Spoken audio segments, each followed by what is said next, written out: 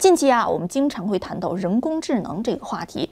在今天的思想先驱报中啊，我就特别推荐给大家英伟达的 CEO 和创始者黄仁勋先生近期在哥伦比亚大学商学院的一次演讲。那么当时呢，是英伟达的黄仁勋与哥伦比亚商学院的院长啊，叫做马格拉斯拉，他们两个人啊进行了这样的一番对谈。黄仁勋啊就与哥伦比亚商学院的这位院长啊分享了他在1993年创建英伟达，一直到现在英伟达成长成一家万亿企业的经过。本来呀，我们是想听到一些成功者的故事，看看他们有什么经验。结果啊，黄仁勋啊可以说是开了一场诉苦大会啊，讲的都是自己当年的艰难。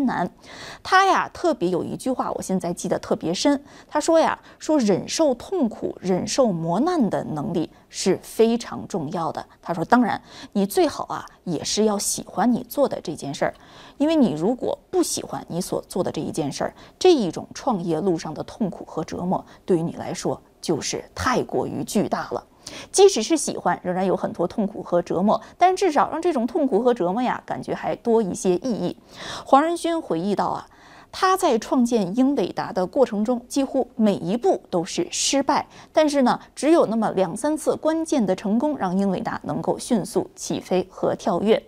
他说呀，现在我认为英伟达的每一天都在走向死亡的途中，因为只要我停下脚步，我很快就会被我的竞争对手超过。黄仁勋也回忆到啊，他当年啊，在这个他所在的这个家啊，在加州旁边的一家叫做 Denny's， 是一家非常廉价的美国的这样的一家快餐厅工作。最开始呢是做门口的跑堂的，后来啊一路晋升，最高的时候啊是晋升成为了一位正式的服务员。那一家 Denny's 的菜单，他到现在仍然倒背如流。他说呀，自从英伟达成了万亿市值的公司之后啊，门口那一家 Denny's 的老板找到他说，你不就是当年在我们这个卡座啊坐着的这个小孩吗？结果怎么办呢？给他当年经常坐的那个卡座上面专门是贴了一个牌子，万亿公司就是在这个座位上诞生的，这样的一个故事。然后呢，黄仁勋讲到这一番故事说，这可能是我最耀眼的一个成就。当年大家都没有想到，在 Denny's 跑堂送汉堡、送薯条的这个小男孩，后来成为了，因为他就是美国成长的一个移民的后代。对，他就是一个移民的后代。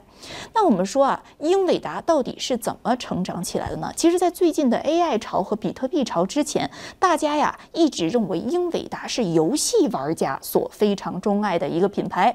不错，英伟达一直以来啊也是在个人电脑游戏市场领先而闻名的，一直占据着现在我们已经很熟悉的叫做 GPU 独立图形处理器市场的绝对份额。那么在电子游戏时代啊，只有用这样的一种处理器，才可以用于视频编辑啊、游戏啊这样一些非常繁重的计算任务。当然了，现在英伟达它所供应的市场已经远远不是图形处理和电子游戏市场了，最引人注目的是现在爆炸式发展的人工智能市场，越来越多的公司采用人工智能。而现在 GPU 因为强大的算力已经成为了人工智能企业的商业工具。对于人工智能的广泛关注，成为了英伟达起飞的第3个机会。那我们说，英伟达起飞如果第1个机会90年代的时候是电子游戏市场啊，那么这呢可能是英伟达当时成为一家站得住脚企业的关键。第3次是人工智能对于算力的超级强大的要求。那第2次机会是什么呢？就是前几年比特币挖矿产生的对于算力的巨大需求。因此啊，这就涉及到了一个关键，叫做算力。其实这就涉及到黄仁勋当年的愿景。90年代的时候啊，他看到的是电子游戏，他认为未来人人都会成为电子游戏的玩家，因此大家需要专门用于处理图形的更高效的计算工具 GPU， 这是他建立公司的想法。当年的黄仁勋啊，既想不到后来的比特币，可能更想不到今天人工智能的发展，但是他抓住了一个重点，就是加速计算。加速计算的重点是什么呢？就是给一些关键的技术和应用赋能，这是英伟达创立公司的原旨。我们除了 GPU 之外，还听说到这个 CPU 啊 ，CPU 是一般用途而用的，而与 CPU 不同，英伟达的目标是图形、物理、模拟这一些对于算力消耗极大、对于处理能力有更高要求的产业。这个黄仁勋啊就打了一个比方，说这个 GPU 啊，关键就是要赋能这一些关键产业。但是如果我的 GPU 客户端太小，太过于精尖，我就没有办法形成市场。如果我把我的目标用户定得太大，太过于广泛，我又和 CPU 没有区别。其实英伟达真正的战略选择就是在大市场和尖端需求之间找到这样的平衡。如果说游戏是第一个杀手级应用，黄仁勋啊很快就看到了算力和现在助推人类发展的新技术之间的关系。他在这样一个演讲中啊，就做了一个非常精妙的比喻。他就说啊，实际上啊，这个比特币和现在的 ChatGPT 有一个共同的特点，就是都是对于数据的叫做维度的转换，对于数据本身产生的变化。而由于这个数据的我们叫做这个 dimension 啊，这个数据的面积或者是这个数据的维度，可能是上千亿级甚至是兆级的，传统的计算方法根本没有办法解决，因此让它的 GPU 有了这样用武之地。而同时啊，黄仁勋也讲到，未来比如说在酶对于蛋白质的作用上，同样也是一个多范式转变、多维界转变，与现在我们看到的人工智能表面上听起来非常不同，但是其实都是对于算力的应用。他也大胆预计，未来在人类的医疗创新方面，再从酶到蛋白质的转变过程中，可能人类未解的诺贝尔奖的难题，也是要由 GPU 来赋能进行计算的。那我们知道，训练一个人工智能模型可能要数千个 GPU 数据中心级的这样的一个计算范式。那么现在呀，英伟达认识到，人工智能挑战的不仅仅是 GPU 的性能，也是数据中心和硬件方面一个巨大的机会。因此，英伟达的这一次转型，不仅仅是在做更尖端的 GPU， 还在做平台上。现在英伟达已经提供了包括 GPU、网络和软件在内的完整的平台。那么当时大家也有这样的一个疑问，就是未来如果所有的这些事情都是人工智能来做，那么我们人还能做什么呢？黄仁勋当时就做出了一个判断，他说呀，人工智能不会取代你的工作，但是会人工智能的人会取代你的工作，而不接受人工智能的人会是第一个被时代甩在后面的人。如果说最容易被人工智能取代的工作种类，在黄仁勋看来就是管理类和行政类。他当时开玩笑说我的这个职位是第一个被人工智能干掉的，院长先生，你的职位是第二个被人工智能干掉的，咱俩基本上小命休矣。当然是开玩笑的话那么黄仁勋在这一次面对哥伦比亚商学院的学生的演讲中，他也很坦诚地说实际上我本人完全是一个技术出身，这一路充满了波折，也充满了幸运。我从来没有读过 MBA， 也从来没有接受到完整的商业理论的训练，但是我知道，与其与我的对手直接竞争，与其与他们做一样的东西，我要找到自己公司的独特定位，我需要用自己的能力做他们没有办法解决的难题，这才是我和我的竞争对手拉开差距的最好的手段。因此商学院讲到底如何和同行竞争，他讲的是如何不跟你做同行，不面对你作为一个同行可能给我构成的威胁。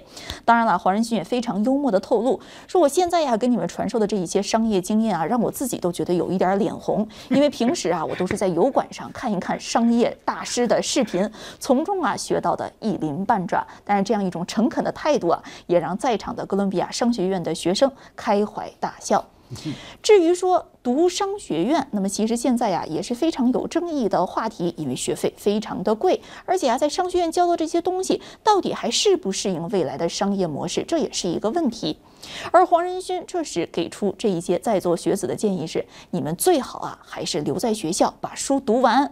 从统计学的意义上讲，那些毕业了之后再去创业，或者是毕业了之后再把自己的想法付诸现实的人，往往有更大的成功率。尽管你听到几个辍学成才的故事，可能正是因为这一些例子太小了，它才成为你们听说的故事。因此这条建议也送给我们在电视机前的观众朋友们，以及正在读书的我们的小观众朋友们。有关于黄仁勋的这一番演讲那我们呢也是在今天节目的末尾为大家原汁原味的展出，希望对您有所帮助。有关于黄仁勋这一位企业家，平时我们在华尔街论坛在一系列节目中都有讨论，比如说他对于中美竞争的看法，比如英伟达因为最近推出的中国特质所引起的美国商务部长的态度的冷淡和强硬。你认为黄仁勋是一位怎样的商业企业家？近期黄仁勋又提前比何明先生你提前一步完成了去越南吃小吃的这样的一个梦想。看到黄仁勋是做成了万亿市值的公司才退休去越南，何明先生，你对自己的人生价值是不是也产生了怀疑？今天一早上我就看到 CNBC 的一个标题就是黄仁勋说未来5年这个 AR 会跟人类平起平坐大概是这个意思。所以我赶紧去看了一下这个内容，点进去看，发现就是他之前的一个演讲的一个简述原来就是我们今天讨论的话题。他讲到这个公司谁是在死亡的路上我是百感交集，所以我在六道聊天区就把它改成说，我说我的一生其实就是也是天天都感觉到自己是个失败者天天呢感觉到有这样一种恐慌。其实人类的这样的今天之所以有这么多创造，有这么的一个活力，其实基于一个简单的道理，就是对死亡的恐惧如果没有死亡的恐惧，人类可能就不需要干活了，对吧？不需要有创造了，不需要有发展了。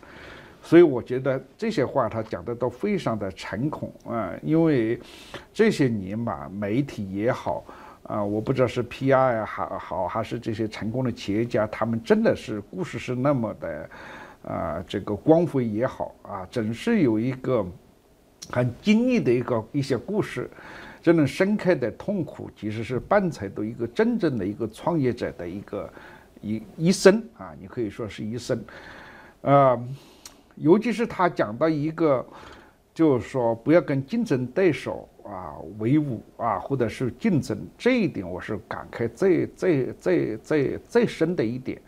我在这个过程中间在海外几十年中间办过很多的媒体其中有一家媒体我当时就取名叫多维其实就是试图改变你看问题的一个单一的角度，让更多的角度来审视这个世界。当时我也尝试都用我自己的主观的想象的一些模型来建立一个寻找真相、寻找准确度的一个更好的方式。那个时候一样的，几乎都是被算力、速度彻底给拖垮了。但是他能够讲出来说，真正的创造者其实是不与竞争者为伍，跟我现在的心境几乎是一样的。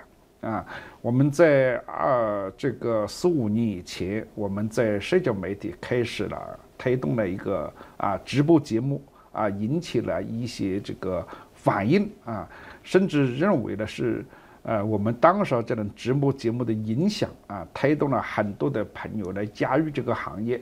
也许是这个因素，也许不会我觉得更大的浪潮是一个科学技术的一个革新给了大家表达自己的一个机会。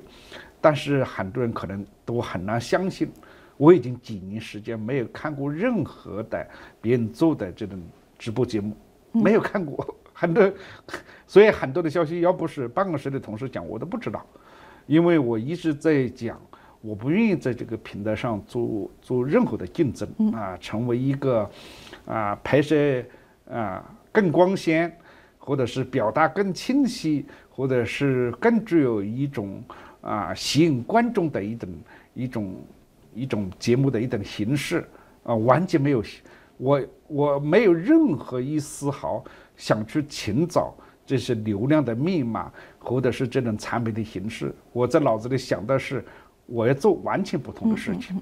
这就是最近几年我们都知道我们办公室很多同事都是在电脑旁边吃饭，其实我在家里面几乎1半以上的时间都是，甚至更多的时间就在电脑旁边吃饭这样一种吃饭的方式，就是因为你发现一个真正的一个新时代来临了。这个来临你不应该成为这个大家已经竞争很激烈或者是已经很成熟的市场里面的一分子，而是要创造推动一种新的模式。但是这种东西能不能成功，正如黄仁勋先生讲的非常对，从统计意义来讲，大家应该是按部就班按照你正常的规范去找一个工作或者是创业要安全很多。你真正要创造一个别人没有做过的一个事情那是极其艰难的。不是死亡的问题，可能你还没有你出生都会变得很困难。所谓的车库里面的神话，所谓的那种投资天使的神话，那也许是存在的，但是那是非常小的一个比例小的可以忽略不计多数的情况之下，都是一种资本的狂躁或者是一种浪潮的狂躁。真正的创造者是非常是小的尤其是你要创造一个完全不同的一个模式出来。所以我最近几年就是说实际上也是在走就是类似这样的路就是要做一个从根本上改变我们原来已经比较熟悉的这种传播模式，让大家更盈利，不是通过个人，也不是通过道德，也不是通过政治，也不是通过经济，甚至不是通过个人的才华能够寻找事实的真相，要每一个人真相很容易就得到它，而不是被扭曲的，而不是被误导的。那么这种东西是已经没有过的所以你就会在这过程中呢有一点恐慌你经常会早上醒来就会觉得我做的这个事情会不会成，或者说我随时会不会失败。所以黄医生说随时都在死亡线上，这种感受我真的是，也许是我的这种做的事情跟他不是说跟他结晶谈不上就是说不是因为他钱多我钱少的问题，也就是说我们走的完全是不同的这个领域，但是我的感受是真的一样的。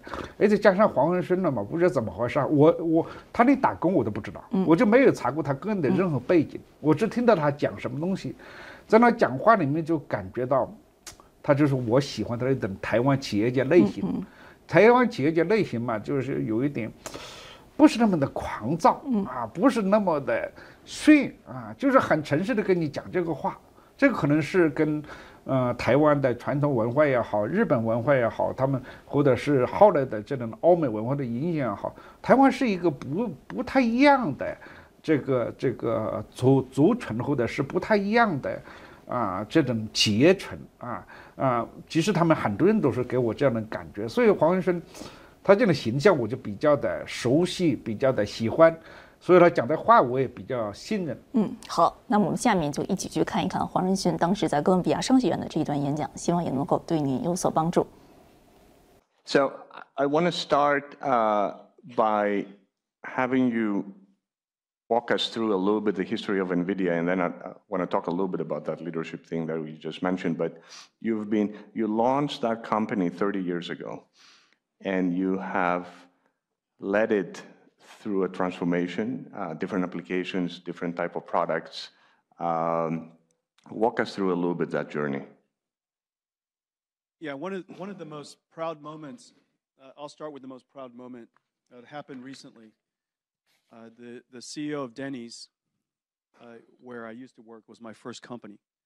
And they learned that NVIDIA, not only was I a dishwasher, a busboy, and worked my way up the corporate ladder and became waiter at Denny's, and that they were my first company, and that I still know I still know the menu well. Superbird's excellent, by the way. Anybody know what a Superbird is? What kind of college student are you? Denny's is America's diner. Go.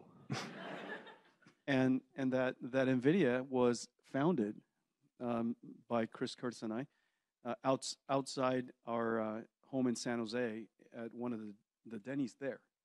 And so they contacted me recently, and the booth that we sat at is now, the NVIDIA booth. And my name is NVIDIA. This is where $1 trillion company was founded. And so that's a very proud moment. NVIDIA was founded during a time when the PC revolution was just starting, and the microprocessor was capturing the imagination of just about the entire industry, and the world properly saw that the CPU, the microprocessor, was going to be revolutionary, and it really reshaped how the IT industry, how the computer industry was formed. Companies that were successful before the microprocessor revolution, the x86 revolution, and companies that were successful afterwards were completely different. We started our company during that time, and our perspective was that general purpose computing, as incredible as it is, can't sensibly be the solution for all kinds of problems. And we believe that there was a way of doing computing we call accelerated computing, where you would add a specialist next to the generalist. The CPU is a generalist, if you will. It could do anything. It could do everything. However, it can't, obviously, if you can do everything and anything, then obviously you can't do anything very well. And so there are some problems that we felt that were not solvable, not good solutions not good problems to be solved by what we call the normal computer. And so we started this accelerated computing company. The problem is, if you want to create a computing platform company, and I don't know how many computer scientists are in here, but if you want to create a computing platform company, one hasn't been created since 1964, a year after I was born. The IBM System 360 beautifully describes what a computer is. In 1964, IBM described that the System 360 had a central processing unit, I/O subsystem, direct memory access, virtual memory, binary compatibility across a scalable architecture. It described everything that we describe computers to this day, 60 years later. And we felt that there was a new form of computing that could solve some interesting problems. At the time, it wasn't completely clear what problems we could solve, but we felt that accelerated computing has a future. And so nonetheless, we went out to start this company, and we made a great first decision that, frankly, is unfundable to this day. If somebody were to come up to you and said, we're going to invent a new technology that the world doesn't have. Everybody wants to go build a computer company around a CPU. We want to build the computer company around something else connected to the CPU, number one. And the killer app is a video game, a 3D video game in 1993. That application doesn't exist. And the companies who would build this company doesn't exist. And the technology that we're trying to build doesn't exist. And so now you have a company that has a technology challenge and a market challenge and an ecosystem challenge. And so the odds of that company succeeding is approximately 0%. But nonetheless, we were fortunate because two very important people, frankly, that I had worked with, and Chris and Curtis, the three of us had worked with, were incredibly important people in the technology industry at the time. Called up the most important venture capitalist in the world, Don Valentine at the time, and told Don, Don, and his name was Wilf Horrigan, one of the founders of the semiconductor industry, told Don, give this kid money and then figure out along the way whether it's going to work. And fortunately they did. But that business plan, I wouldn't fund myself today. And it just has too many dependencies. And each one of them have some probability of success. And when you compound all of these together, when you multiply all these together, you've got 0%. And so nonetheless, we imagined that there would be this market called video games. And this market would be the largest entertainment industry in the world. At the time, it was zero. And 3D graphics, we postulated would be used for telling the stories of almost any sport, any game. And so in virtual worlds, you could have any game, any sport. And as a result, everybody would be a gamer. And so Don Valentine asked me, so how big is this market going to be? And I said, well, every human will be a gamer someday. Every human will be a gamer someday. Also the wrong answer, quite frankly, for starting a company. So these are horrible habits. These are horrible skills. I'm not advocating them for you. But nonetheless, it turned out to have been true. Video games turned out to have been the largest entertainment industry in the world. 3D graphics took off. And we found the first killer app for accelerated computing, which bought us the time to use accelerated computing to solve a whole bunch of other problems, which eventually led to artificial intelligence. This is a fantastic story. So before we go to AI, I would like to ask a little bit about the crypto period. So, gaming was a huge, obviously, journey for NVIDIA. And then at some point in time, the killer app became crypto and mining. What was that chapter? Yeah, accelerated computing can solve problems that normal computers can't. And all of our GPUs, even though you use it for designing cars, designing buildings, use it for molecular dynamics, use it for playing video games, it has this programming model called CUDA that we invented. And CUDA is the only computing model that that exists today that is as popular as an x86. It's used by developers all over the world. And so anyways, one of the things that CUDA can do is process parallel processing incredibly fast. And obviously one of the algorithms that we would do very nicely on is cryptography. And so when Bitcoin first came out, there were no Bitcoin ASICs. And the obvious thing is to go find the fastest supercomputer in the world. And the fastest supercomputer that also has the highest volume is NVIDIA GPUs. It's available in hundreds of millions of gamers' homes. And so by downloading an application, you could do some crypto mining at your house. Well, the fact that you could buy one of our GPUs, one of our computers, and you plug it into the wall, and money starts squirting out. That was the day that my mom figured out what I did for a living. And so she called me one day and she said, son, I thought you were doing something about video games, and I finally figured out what you do.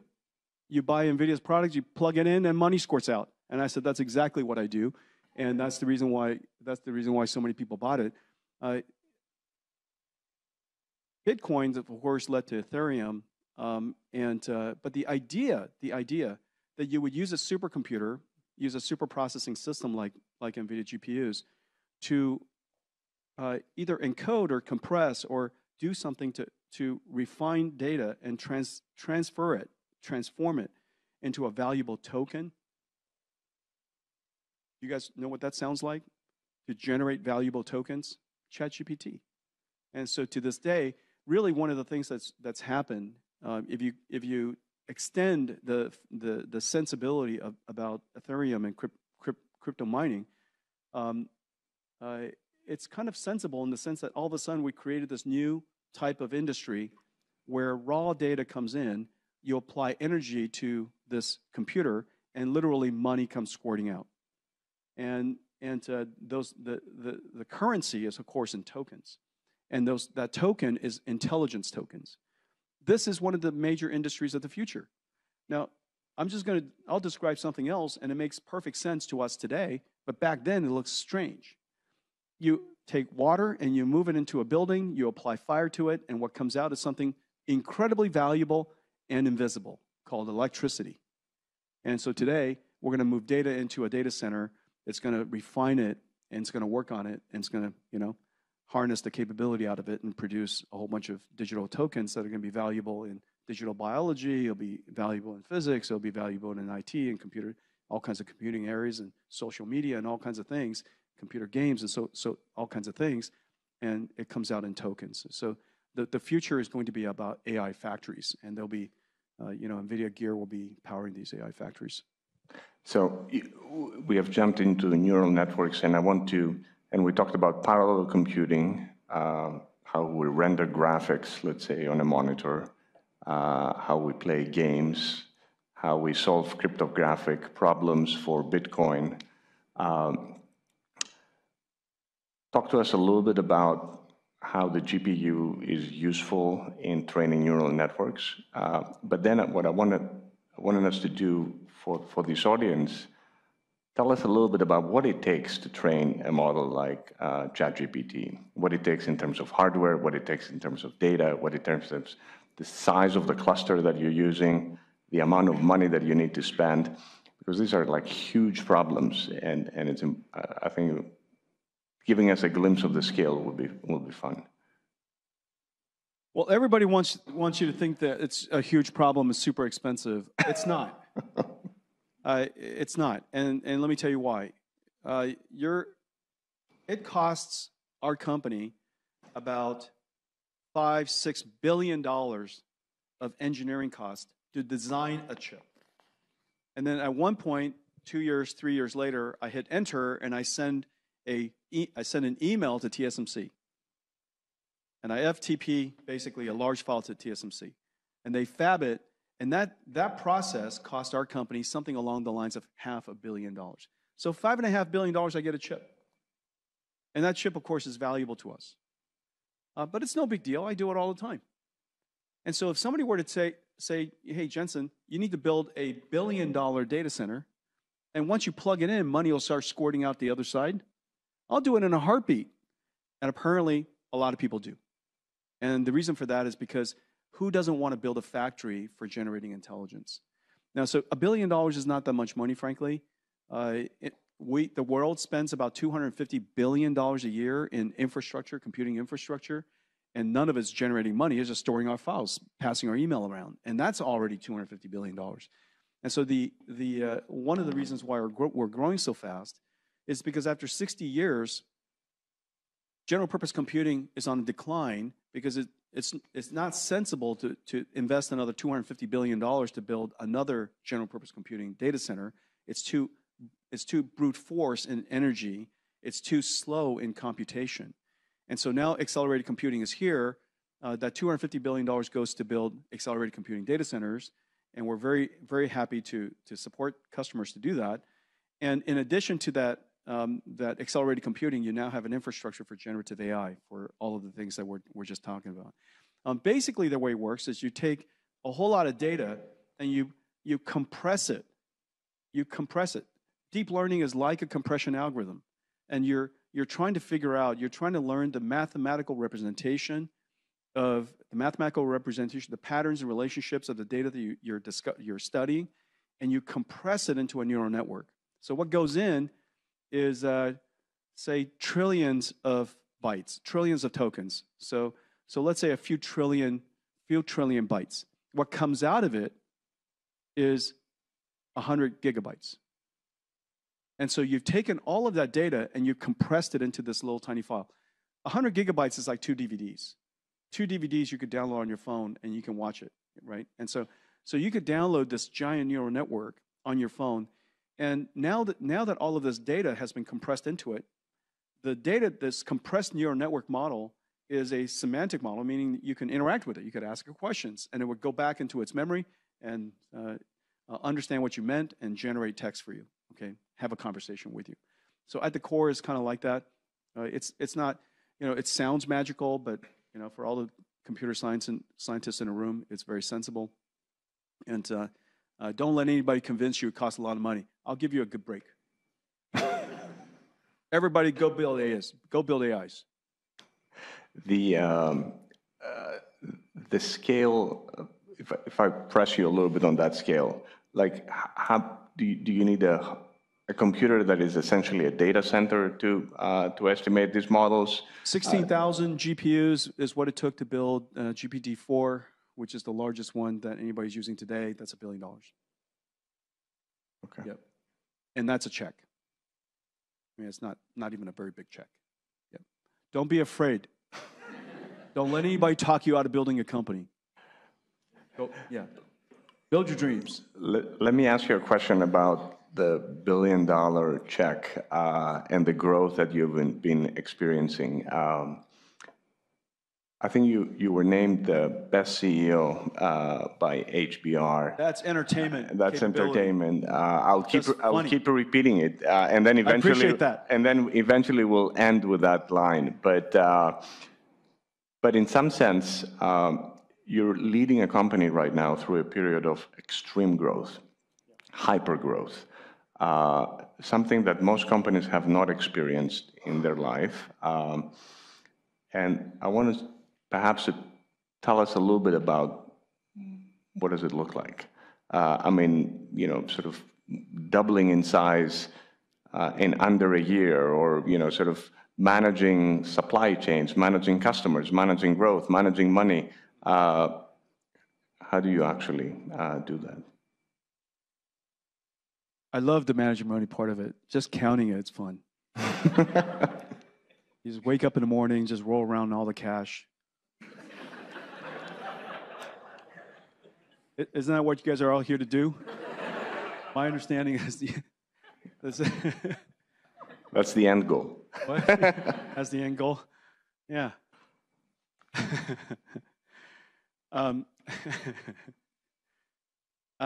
Let's see. Building companies is hard. There's nothing easy about it. There's a lot of pain and suffering. There's a lot of hard work.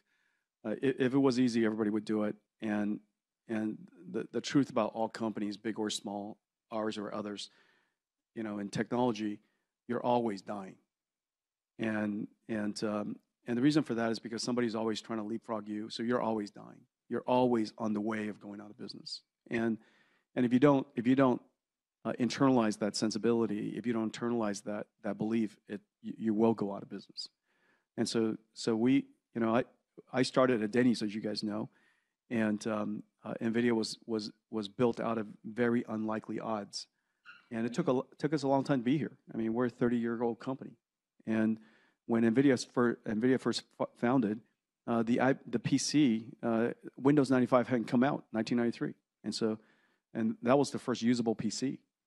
We didn't have email, and so there were no such thing as laptops or smartphones. None of that stuff existed, and so you could just imagine the world that we were started in and the world we are. We didn't have LCD; everything was CRTs, and so the world was very, very different. CD-ROMs didn't exist.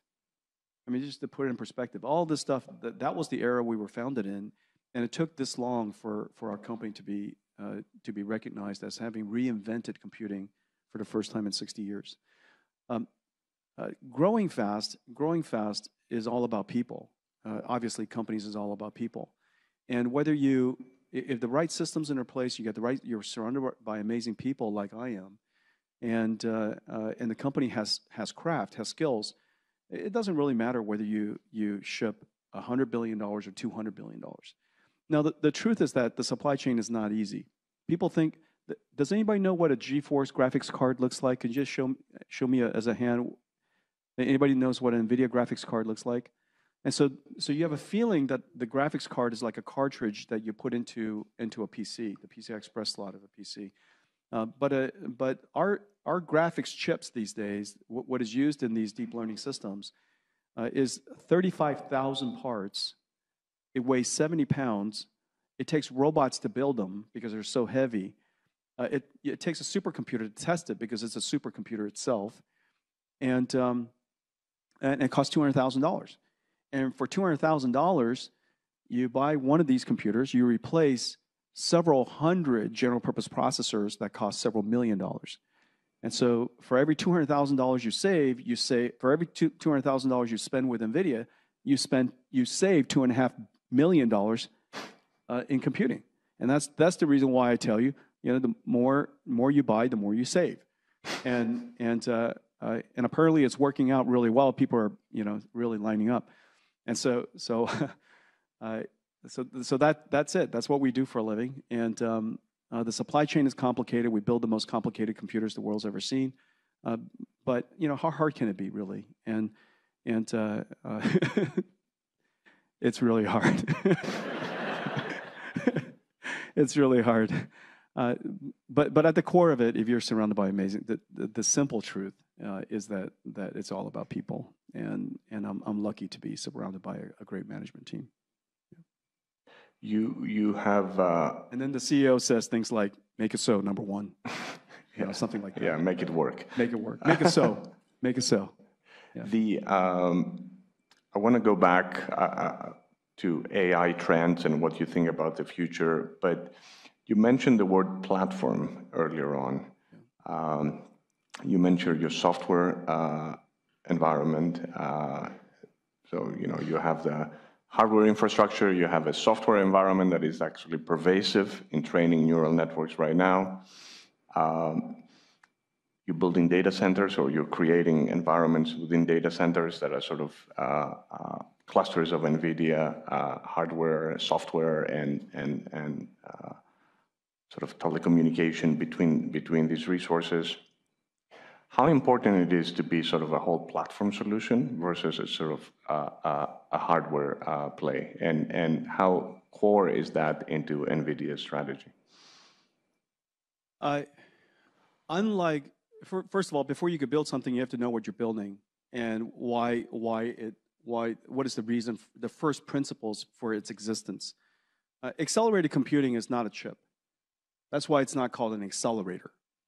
Accelerated computing is about understanding how can you accelerate everything in life. If you can accelerate everything in life, if you could accelerate every application, that's called really fast computing. And so accelerated computing is first understanding what are the domains, what are the applications that matter to you, and to understand the algorithms and the computing systems and the architecture necessary to accelerate that application. And so it turns out that general purpose computing is a sensible idea. Accelerating an application is a sensible idea. So let me give you an example. You have DVD decoders. You play DVDs, or H.264 decoders on your phone. It does one job and one job only, and it does it incredibly well. Nobody knows how to do it better. Accelerated computing is kind of this weird middle. There are many applications that you can accelerate. So for example, we can accelerate all kinds of image processing stuff, particle physics stuff. We can accelerate all kinds of things that includes linear algebra. We could accelerate, we could accelerate many domains of applications. That's a hard problem. Accelerating one thing is easy. Generally running everything under a C compiler is easy. Accelerating enough domains such that if you accelerate too many domains, suppose you accelerate every domain, then you're back to a general purpose processor, right? What makes them so dumb that they can't build just a faster chip? And so on the one hand, on the other hand, if you only accelerate one application, then the market size is not big enough to fund your R&D. And so we had to find that slippery middle. And that is the strategic journey of our company. This is where strategy meets reality, and that's the part that NVIDIA got right. That no other company in the history of computing ever got right. To find a way to have a sufficiently large domain of applications that we can accelerate that is still 100 times, 500 times faster than the CPU. And such that the economics, the flywheel of number of domains, expanding the number of customers, expanding the number of markets, expanding the sales, which creates larger R&D, which allows us to create even more amazing things, which allows us to stay well ahead of the CPU. Does that make sense? That flywheel is insanely hard to create. Nobody's ever done it. It's only been done just one time. And so that is the capability. And in order to do that, you have to understand the algorithms. You have to understand a lot about the domains of applications. You have to select it right. You have to create the right architecture for it. And then the last thing that we did right was that we realized that in order for you to have a computing platform, the applications you develop for NVIDIA should run on all NVIDIA. You shouldn't have to think, does it run on this chip? Is it going to run on that chip? It should run on every chip. It should run on every computer with NVIDIA in it. That's the reason why every single GPU that's ever been created at our company, even though we had no customers for CUDA a long time ago, we stayed committed to it. We were determined to create this computing platform since the very beginning, customers or not. And that was the pain and suffering. It cost the company decades and billions of dollars getting here.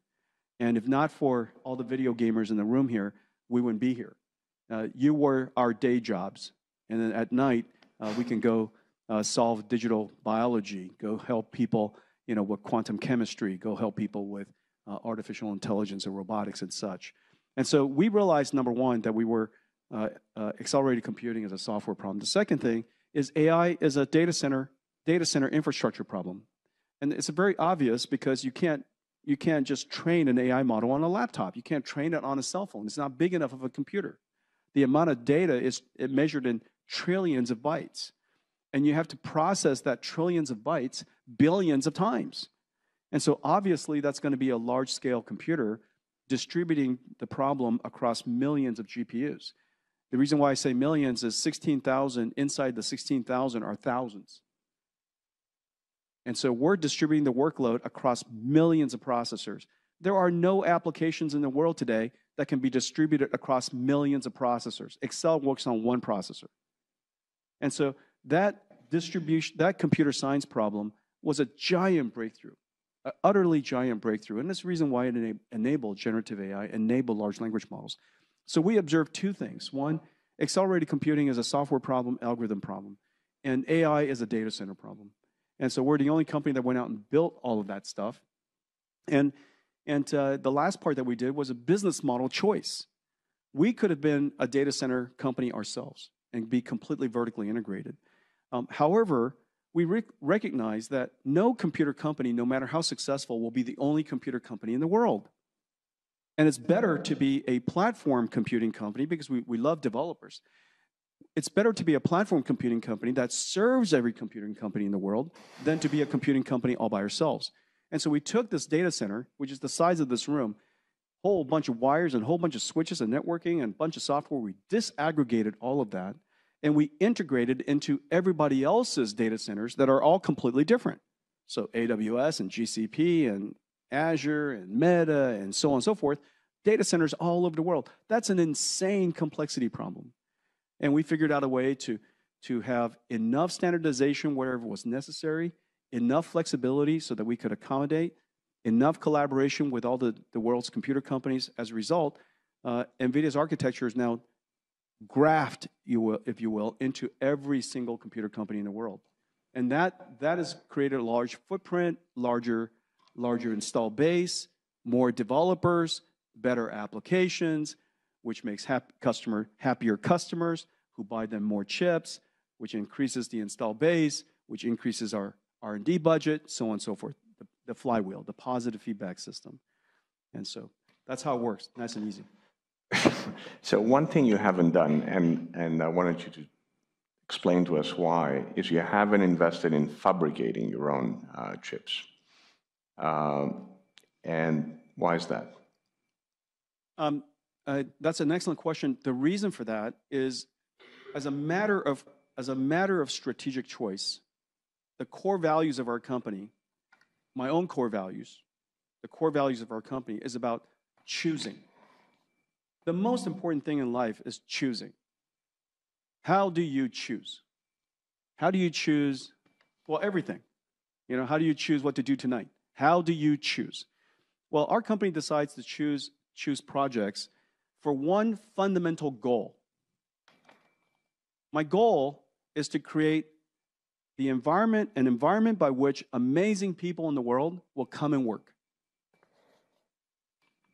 An amazing environment for the best people in the world who wants to pursue this field of computing and computer science and artificial intelligence, to create the conditions by which they will come and do their life's work. Well, if I say that, then now the question is, how do you achieve that? So let me give you an example of how not to achieve that. Nobody that I know wakes up in the morning and say, you know what? My neighbor is doing that, and you know what I want to do? I want to take it from them. I can do it too. I want to take it from them. I want to capture their share. I want to pummel them on price. I want to kick them I want to take their share. It turns out no great people do that. Everybody wakes up in the morning and says, I want to do something that has never been done before, that's incredibly hard to do, that if successful, makes a great impact in the world. And that's what NVIDIA's core values are. One, how do we choose? Do something that the world's never done before. Let's hope that it's insanely hard to do. The reason why you choose something insanely hard to do, by the way, so that you have lots of time to go learn it. If something is insanely easy to do, like tic-tac-toe, I wouldn't, fuss over it. And the reason for that, obviously, is highly competitive. And so you got to choose something that's incredibly hard to do. And that thing that's hard to do discourages a whole bunch of other, all by itself, because the person who's willing to suffer the longest wins. And so we choose things that are incredibly hard to do. And you've heard me say pain and suffering a lot. And it's actually a positive attribute. People who can suffer are ultimately the ones that are the most successful, number one. Number two, you should choose something that somehow you're destined to do. Either a set of qualities about your personality or your expertise or the people you're surrounded by, your scale, whatever your perspective, whatever you're somehow destined to do. And then number three, you better love working on that thing so much, because unless so, the pain and suffering is too great. Now, I just described to you NVIDIA's core values. It's as simple as that. And if that's the case, what am I doing making a cell phone chip? How many companies in the world can make a cell phone? A lot. Why am I making a CPU? How many more CPUs do we need? Does that make sense? We don't need all those things. And so we naturally selected ourselves out of commodity markets. We naturally selected ourselves out of commodity markets. And because we selected amazing markets, amazingly hard to do things, amazing people joined us.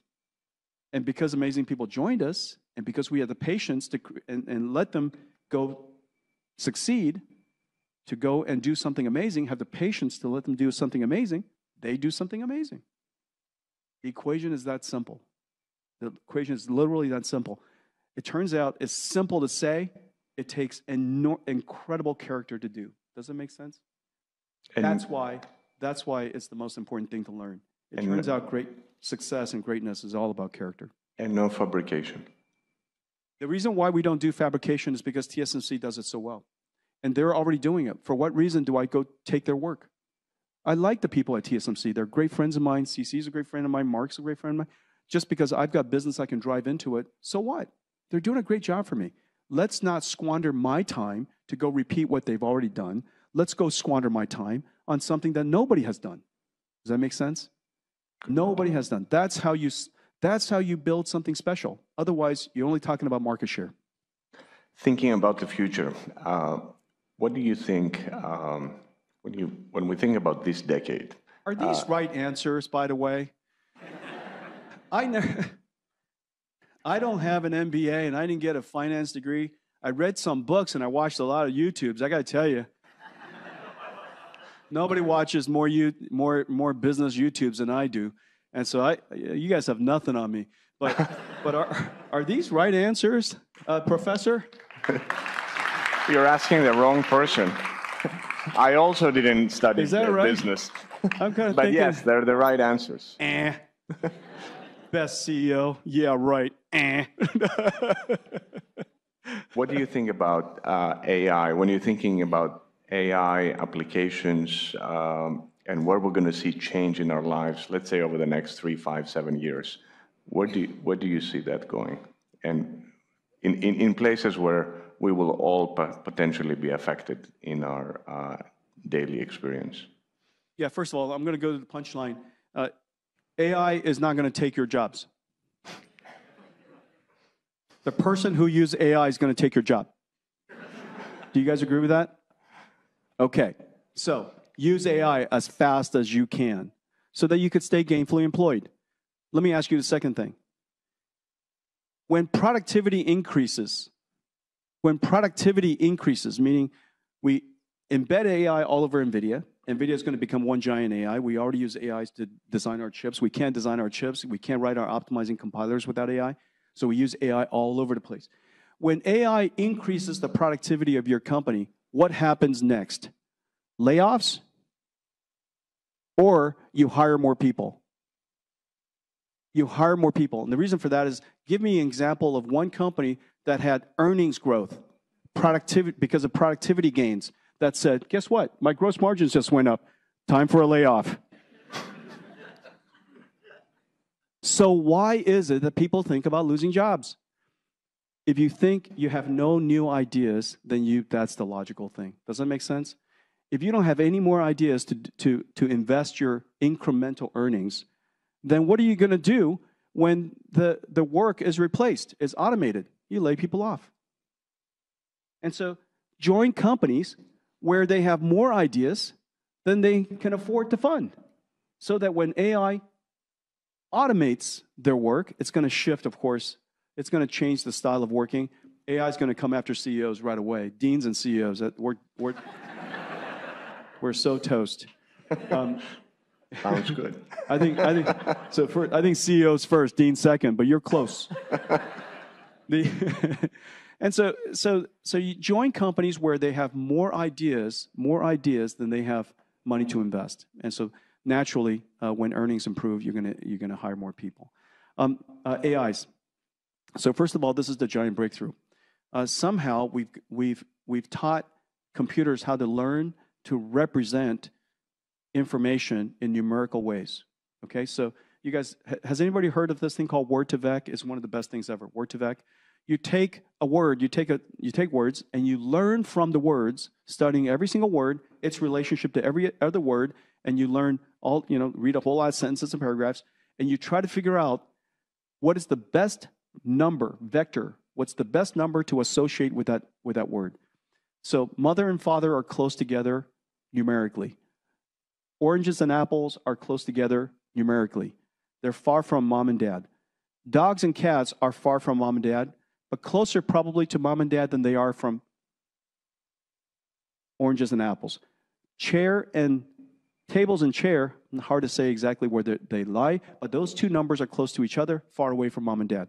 King and queen, close to mom and dad. Does it make sense? Imagine doing this for every single number. And every time you test it, you go, son of a gun, that's pretty good. And when you subtract something from something else, it makes sense, okay? That's basically learning the representation of information. Imagine doing this for English. Imagine doing this for every single language. Imagine doing this for anything with structure, meaning anything with predictability. Images have structure. Because if there's no structure, it'd be white noise. Physically, it'd be white noise. And so there must be structure. That's the reason why you see a cat, I see a cat. You see a tree, I see a tree. You can identify where the tree is. You can identify where the coastline is, where the mountains are, where the clouds is, right? And so we could learn all of that. So obviously, you could take that image and turn it into a vector. You could take videos and turn to vector, 3D into vectors, proteins into vectors, because there's obviously structure in protein, chemicals into vectors, genes eventually into vectors.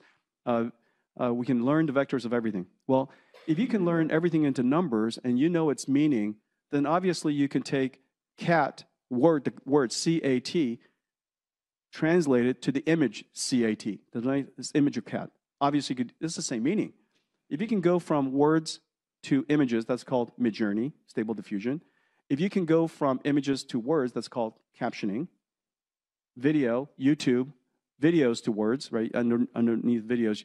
And so what if you went from, what do you call it if you go from, say amino acids to proteins? That's called a Nobel Prize. And the reason for that is because that's AlphaFold. Incredible breakthrough. Isn't that right? And so this is the amazing time. The amazing time in computer science where we could literally take information of one kind and convert it, transfer it, generate it into information of another kind. And so you can go text to text, a large body of text, PDF, a small body of text, a summarization of archive, which I really enjoy, right? And so instead of reading every single paper, I can ask it to summarize the paper, and it has to understand images because in the archive, the papers have a lot of images and charts and things like that. So you can take all of that, summarize it. And so you can now imagine all of the productivity benefits and, in fact, the capabilities you can't possibly do without it. So in the near future, you do something like this. You can say, hi, I would like to design, give me some options of a whole bunch of cars. I work for Mercedes. I really care about the brand. This is the style of the brand. Let me give you a couple of sketches and maybe a couple of photographs of the type of car I'd like to build. It's a four-wheel SUV, four-wheel drive SUV, let's say, so on and so forth, okay? And all of a sudden, it comes up with 20, 10, 200, completely, fully 3D designed CAD. Now, the reason why you want that, instead of just finishing the car, is because you might want to select one of them, and you say, iterate on this one another 10 times, and you might finally select one, and then modify it yourself. And so the future of design is going to be very different. The future of everything will be very different. Now, if you gave that capability to designers, they would go insane. They would love you so much. They would love you so much. And that's the reason why we're doing this. Now, what's the long-term impact of this? one of my favorite areas, is if you could use language to describe a protein, and you could use language to figure out a way to synthesize protein, then the future of protein engineering is near us. And protein engineering, as you know, creating enzymes to eat plastic, creating enzymes to capture carbon, creating enzymes of all kinds to grow vegetables better. All kinds of different enzymes could be created during your generation. And so the next 10 years is going to be unbelievable. We were the computer, the chip engineering generation. You'll be the protein engineering generation. Something that we couldn't imagine doing just a few years ago. Okay. I think we're going to open it up for Q&A to the audience. So questions, and maybe I'll point, and we have some mics that will be running. Okay, over there. We'll start there.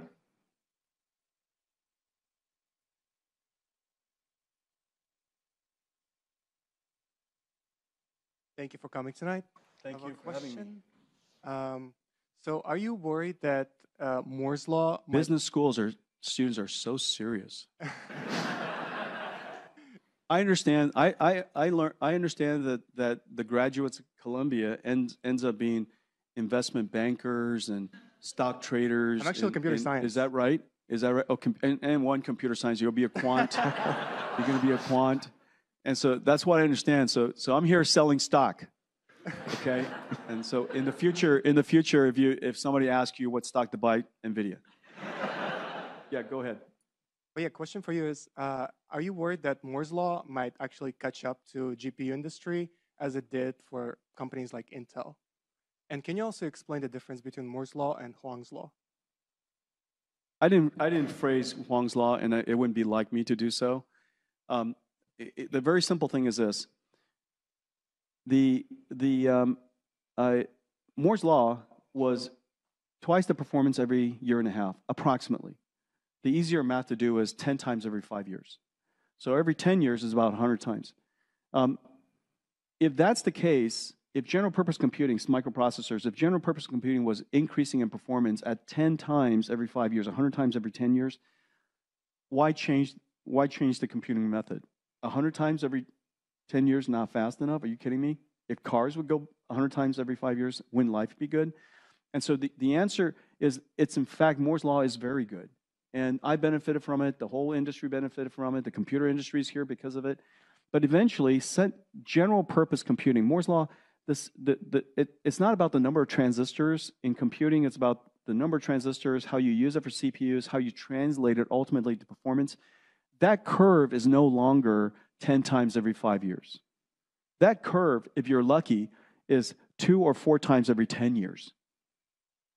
Well, the problem is, if that curve is 2 or 4 times every 10 years, the demand for computing and our aspirations of using computers to solve problems, our aspirations, our imagination for using computers to solve problems is greater than 4 times every 10 years. Isn't that right? And so our imagination, our demand, the world's consumption of all exceeds that. Well, you could solve that problem by just buying more CPUs. You could buy more, but the problem is these CPUs consume so much power because they're general purpose. It's like a generalist. A generalist is not as efficient.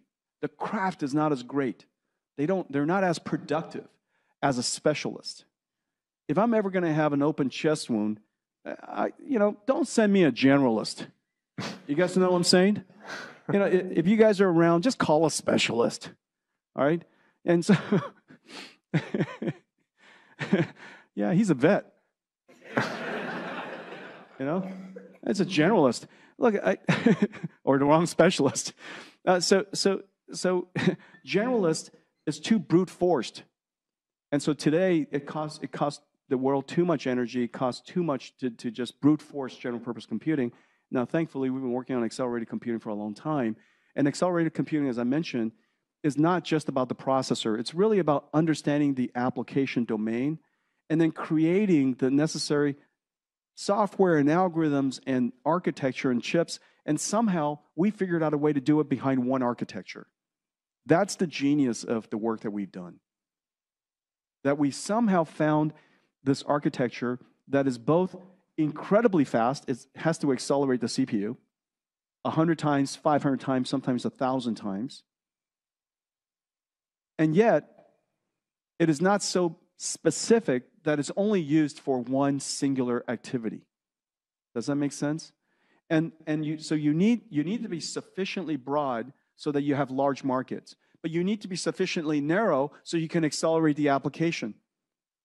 That fine line, that razor's edge, is what caused NVIDIA to be here. It's almost impossible. If I explained it 30 years ago, nobody would have believed it. And in fact, very few did, to be honest. It took a long time, and we just stuck with it and stuck with it and stuck with it. And we started with seismic processing, molecular dynamics, image processing, of course, computer graphics. And we just kept working on it, weather simulation, fluid dynamics, particle physics, quantum chemistry. And then all of a sudden, one day, deep learning. And then transformers. And then the next will be some form of reinforcement learning transformers. And then there will be some multi-step reasoning systems. And so all of these things are we're just one application. And somehow we figured out a way to create an architecture and solve all that. And so will this new law end? And I don't think so. And the reason for that is this. It doesn't replace the CPU. It augments the CPU. And so the question is, what comes next to augment us? We'll just connect it next to it. We'll just connect it next to it. And so when the time comes, we'll know that there's another tool that we should be using to solve the problem, because we are in service of the problems we're trying to solve. We're not trying to build a knife and make everybody use it. We're not trying to build a plier and make everybody use it. We're in service of. Accelerated computing is in service of the problem. And so this is one of the things that all of you learn. Make sure your mission is right. Make sure that your mission is not build trains, but enable transportation. Does that make sense? Our mission is not build GPUs. Our mission is to accelerate applications, solve problems that normal computers cannot. If your mission is articulated right and you're focused on the right thing, it'll last forever. Thank you. Okay. Up there somewhere. Yes, guys. That guy right there is Tony. Go ahead, Tony. Am I Tony? No. Yeah. No. All right, fine. I'm Tony today. Where's Tony? Tony was that guy in the middle, right? Yeah, see? I met him just now. I'm just kidding. All right. Demonstrating my memory. I'll take my chance. I wasn't trying to give Tony the mic. I was just demonstrating my incredible memory for Tony. Go ahead. Thanks again. Now, there's a push for onshoring the supply chains for semiconductors.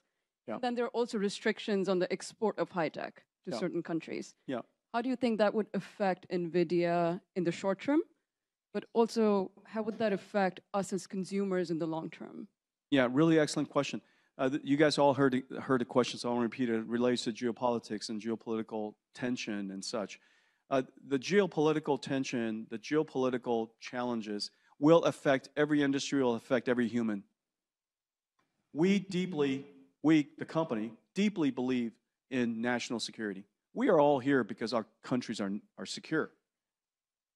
We believe in national security, but we also simultaneously believe in economic security. The fact of the matter is, most families don't wake up in the morning and say, good gosh, I feel so vulnerable because of the lack of military. They feel vulnerable because of economic survivability. And so we also believe in human rights. And the ability to be able to create a prosperous life is part of human rights. And as you know, the United States believes in the human rights of the people that live here, as well as the people that don't live here. And so the country believes in all of those things simultaneously, and we do too. The challenge with the geopolitical tensions, the immediate challenge, is that if we're too unilateral about deciding that we decide on the prosperity of others, then there will be backlash. There'll be unintended consequence. But you know, I'm optimistic. I want to be hopeful that the people who are thinking through this are thinking through all the consequences and unintended consequences. But one of the things that has done is that it has caused every country to believe, to deeply internalize its sovereign rights. every country is talking about their own sovereign rights. And that's another way of saying everybody's thinking about themselves. And as it applies to us, on the one hand, it might restrict the use of our technology in China and the export control there. On the other hand, because of sovereignty and every country wanting to build its own sovereign AI infrastructure, and not all of them are enemies of the United States, and not all of them have a difficult relationship with the United States, we would help them build AI infrastructure everywhere. And so, in a lot of ways, this weird thing about geopoliticals, it limits the market opportunities for us in some way. It opens market opportunities in other ways. But for people, I am just really hopeful. I really hope, not hopeful. I really hope that we don't allow our tension with China result into tension with Chinese. That we don't allow our tension with the Middle East turn into tension with Muslims. Does that make sense? We are more sophisticated than that. We can't allow ourselves to fall into that trap. And so I worried a little bit about that. I worry about that as a slippery slope. One of our greatest sources of intellectual property for our country, as you know, foreign students. I see many of them here. I hope that you stay here. It is one of our country's single greatest advantage. If we don't allow foreign students, the brightest minds in the world, to come to Columbia and keep you here in New York City, we're not going to be able to retain the great intellectual property of the world. And so this is our fundamental core advantage. And I really do hope that we don't ruin that. So as you could see, the geopolitical challenges are real, and national security concerns are real, but so are all of the other economic, market, social, technology matters, technology leadership matters, market leadership matters. All that stuff matters. The world is just a complicated place, and so I don't have a simple answer for that. We will all be affected. So we'll take one more question over there. Yes. But in the meantime, stay focused on your school. Do a good job. Just study. Hi there. So Hi. I actually started off working as an engineer at a semiconductor company, had a brief stint in entrepreneurship, and now I'm here. As someone like yourself that is fundamentally a technologist, an engineer, started a company very successfully, learned finance from YouTube videos. What do you think of MBAs? I think it's terrific. You should be first of all, you'll likely live until you're 100, and so that's the problem. What are you going to do for the last 70 years or 60 years? And so this isn't something I'm telling you. It's something I tell everybody I care about. Look, to the best of your ability, education, when you come here, you're force-fed education. How good can that be? After you leave, like me, I got to go scour the planet for knowledge. And I've got to go through a lot of junk to get to some good stuff. Here in school, you've got all these amazing professors who are curating the knowledge for you and present it to you in a platter. My goodness, I would stay here and, pig out on knowledge for as long as I can. If I could do it again, I'd still be here. Dean and me sitting next to each other. I'm the oldest student here. And I'm just preparing for the big, step function when I graduate, just go instantaneously to success. But I'm just a little kidding about that. You have to leave at some point. Your parents would appreciate it. But don't be in a hurry. I think learn as much as you can. There's no one right answer to getting there. Obviously, I have friends who never graduated from college, and they're, insanely successful. And so there are multiple ways to get there. But statistically, I still think this is the best way to get there. Statistically. And so if you believe in in math and statistics, stay in school. Yeah, go through the whole thing. And so I got a virtual MBA by working through it, not because of choice. When I first graduated from school, I thought I was going to be an engineer. Nobody says, hey, Jensen, here's your diploma. You're going to be a CEO. So I didn't know that. So when I got there, I had to go learn it. MBA, and there's a lot of different ways to learn business. Strategy matters, obviously. Business matters, they're very different things. Finance matters, it's very different things. And so you got to learn all these different things in order to build a company. But if you're surrounded by amazing people like I am, they end up teaching you along the way. And so there's some things that depending on what role you want to play, that's critically yours. Okay, and so for a CEO, there are some things that are critically, it's not only my job, but it's critical that I lead with it. And that's character. There's something about your character, about the choices that you make, how you deal with success, how you deal with failure and enormous setback, how you make choices. Those kind of things matter a lot. Now, from a skill and craft perspective, the most important thing for a CEO is strategic thinking. There's just no alternative. The company needs you to be strategic. And the reason for that is because you see the most. You should be able to look around corners better than anybody. You should be able to connect dots better than anybody. And you should be able to mobilize. Remember what a strategy is: action. It doesn't matter what the rhetoric says, it matters what you do. And so nobody can mobilize a company better than the CEO. And so therefore the CEO is uniquely in the right place to be the chief strategy officer, if you will. And so those two things I would say are from my perspective, two of the most important things. The rest of it has a lot of skills and things like that, and you'll learn the skills. And maybe if I could just add one more thing, I do believe that a company is about some particular craft. You make some unique contribution to society. You make something. And if you make something, you ought to be good at it. You should appreciate the craft. You should love the craft. You should know something about the craft, where it came from, where it is today, and where it's going to go someday. You should try to embody the passion for that craft. And I hope today I did a little bit of embodying the passion and the expertise of that craft. I know a lot about the space that I'm in. And so if it's possible, the CEO should know the craft. You don't have to have founded the craft, but it's good that you know the craft. There's a lot of craft that you can learn, and so you want to be expert in that field. But those are some of the things you can learn that here.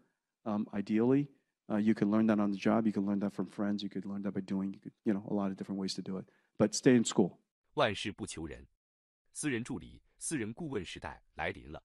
六度万事，万事相助，超强博士群不断奉献专项服务，信息、财经、健康、文娱、教育、旅游、消费、科技、美食，让您的生活品质全线升级。六度世界，现在体验，请去3W.6度.WORLD。